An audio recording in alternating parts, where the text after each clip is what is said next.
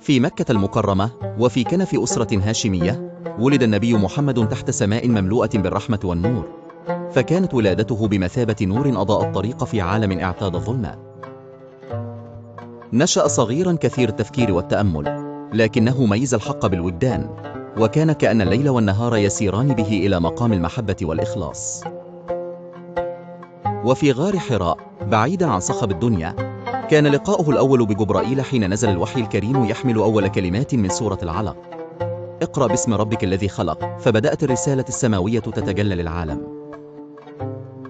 وعلى الرغم من الاضطهاد والمصاعب في مكة، إلا أن النبي لم يكن يعبأ بها، فكانت الهجرة إلى المدينة المنورة بمثابة نقطة تحول كبيرة للإسلام والمسلمين، حيث وجد المهاجرون والأنصار إخوة، وبنى معهم النبي مجتمعا قائما على الأخلاق والعدالة.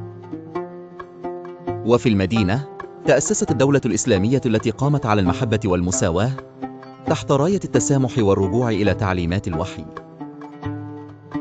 ولقد كانت حياة النبي مثالا عمليا لتعليم الإسلام الحقيقي، كأنها أثبتت لكل شاهد على مر العصور أن من سار دربه سلك طريق الخير والحكمة.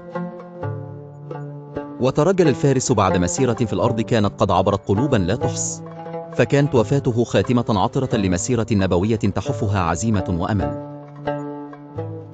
وغادر دار الفناء، وترك في قلوب أصحابه ومريديه شعاعا لا ينطفئ.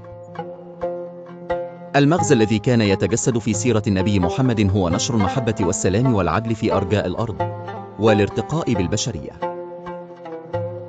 إن أخلاقه قصة لا زالت تروى، ووصية نذكر بها أنفسنا، أن نسير على دربه ونتمم رسالته الروحية.